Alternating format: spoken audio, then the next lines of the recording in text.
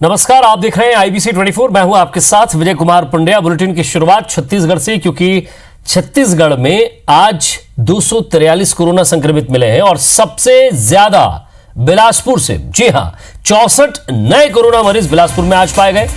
छत्तीसगढ़ में अब तक 5246 कुल पॉजिटिव केस है।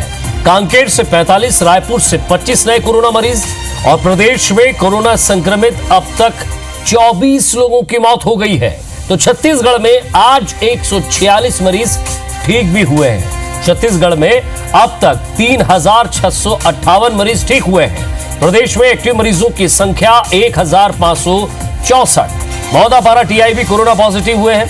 मौदापारा थाने को सील कर दिया गया है और गंज और गोल बाजार थाने को उसे सौंप दिया गया है।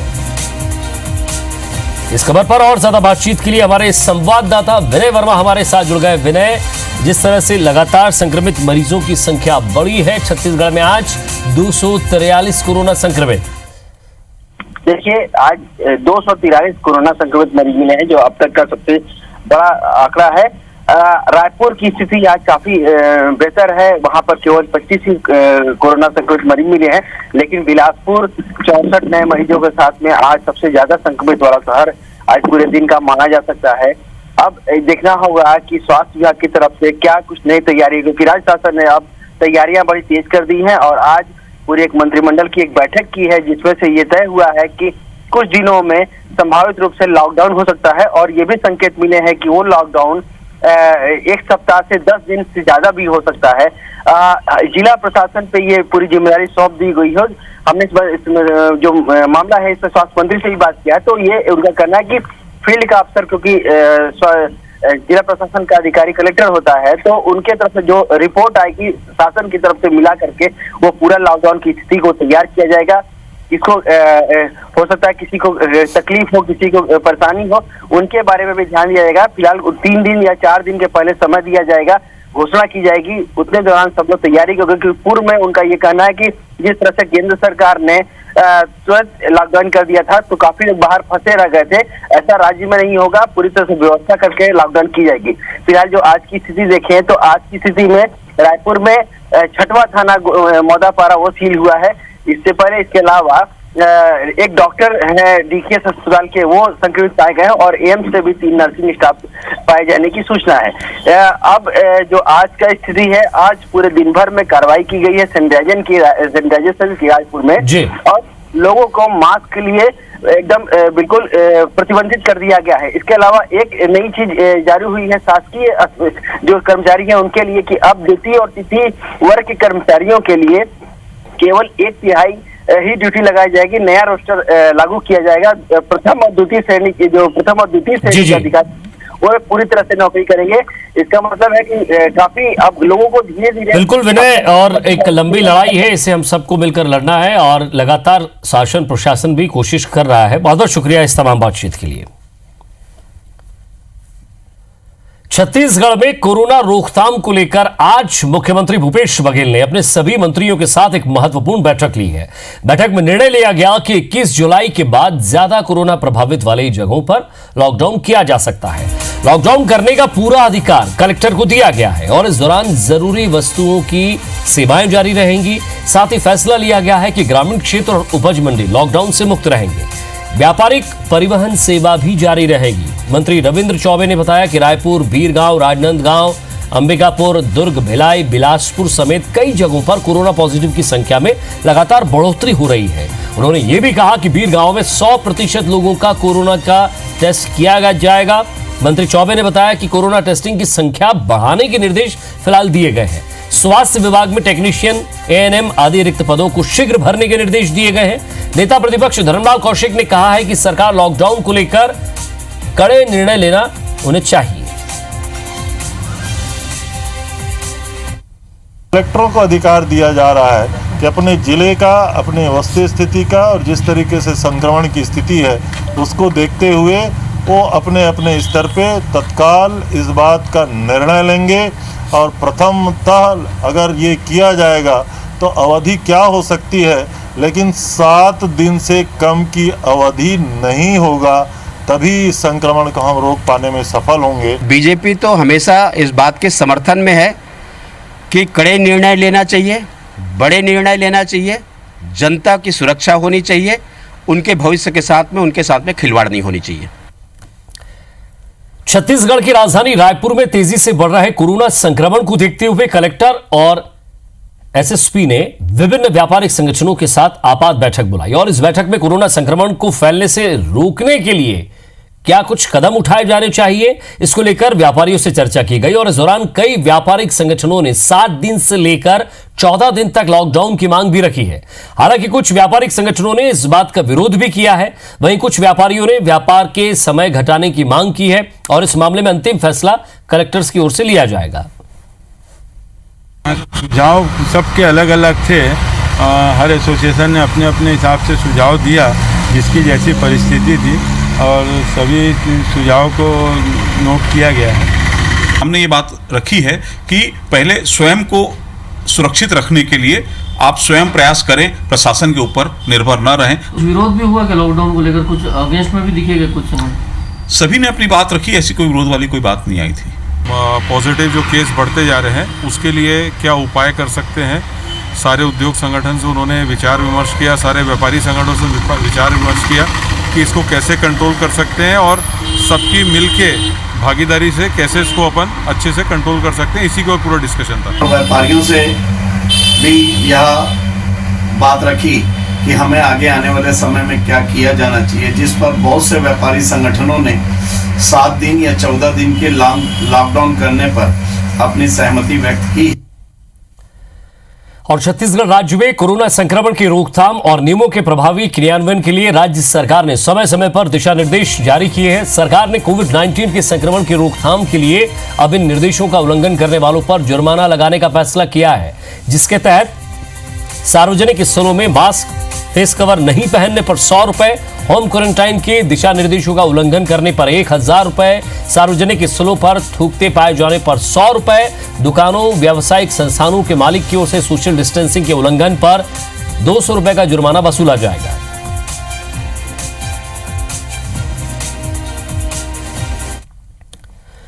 और छत्तीसगढ़ वापस लौटे प्रवासी श्रमिकों को उनके कौशल के अनुसार रोजगार उपलब्ध कराने के लिए प्रदेश के सभी जिलों में रोजगार कैंप आयोजित किए जाएंगे। लॉकडाउन से उत्पन्न परिस्थितियों से जिलों में स्थित विभिन्न उद्योग संस्थानों में काम करने वाले कुशल और अकुशल श्रमिकों की संख्या में कमी की जानकारी एकत्रित की जा रही है। राज्य सरकार के उद्योग और श्रम विभाग और व्यावसायिक संगठनों से समन्वय करके विभिन्न उद्योग संस्थानों से जो जानकारी मिली है उसके आधार पर जिलों में प्रवासी श्रमिकों के लिए रोजगार कैंप आयोजित किए जाएंगे। इससे श्रमिकों के कौशल के अनुसार उन्हें रोजगार उपलब्ध कराया जा सकेगा। रोजगार कैंप आयोजन के दौरान कोविड महामारी के संक्रमण के रोकथाम के संबंध में सरकार की गाइडलाइन का पालन किया जाएगा। जिलों के नोडल अधिकारियों को आयोजित की जाने वाले रोजगार कैंप के लिए जगह का चयन, कैंप में शामिल होने वाले प्रवासी श्रमिकों की संख्या का निर्धारण करने के निर्देश दिए गए हैं।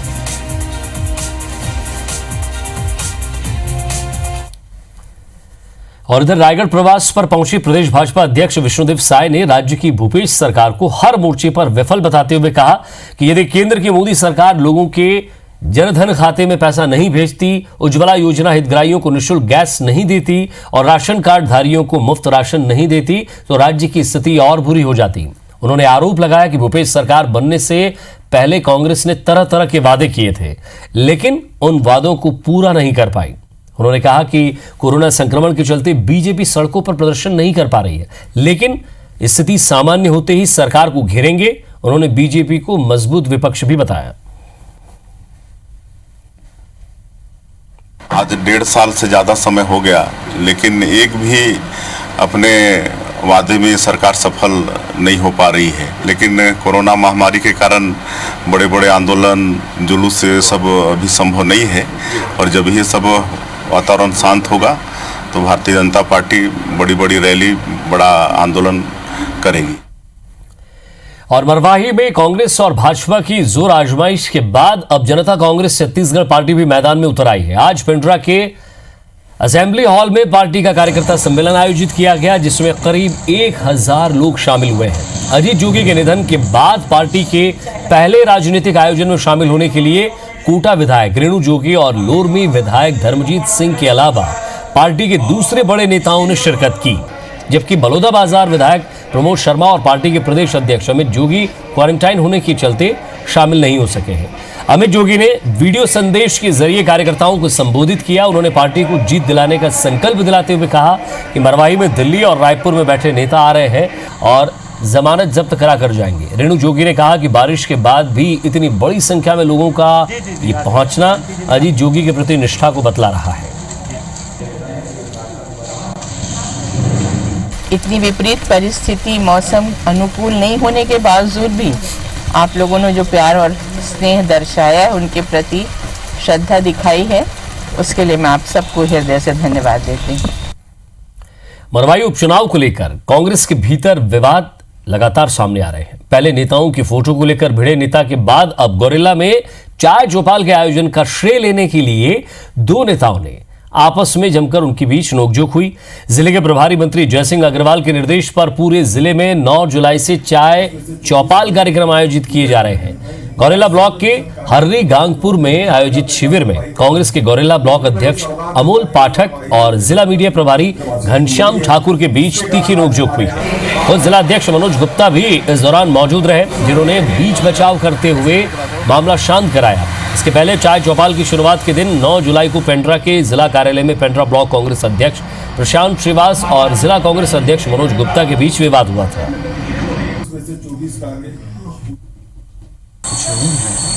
मैं स्वतः वहीं था, अब ग्राम हर्री में कहीं भी ऐसी खाली नोक-झोंक हुई थी, मैंने दोनों समझाई दिया।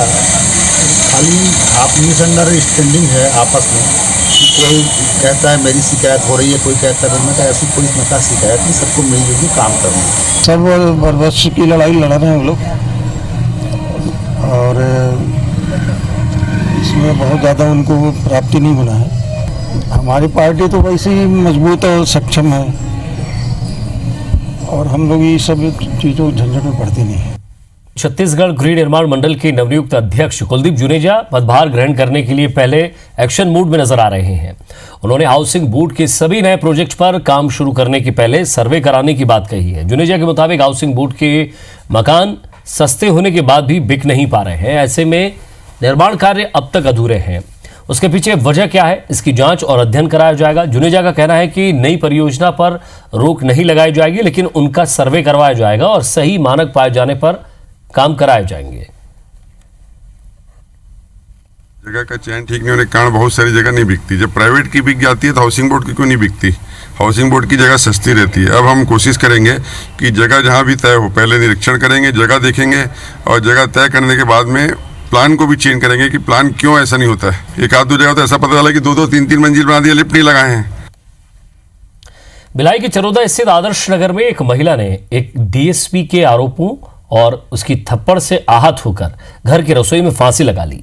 मामले की जानकारी लगते ही पूरे इलाके में सनसनी फैल गई। वहीं पुलिस विभाग में भी हड़कंप मचा हुआ है।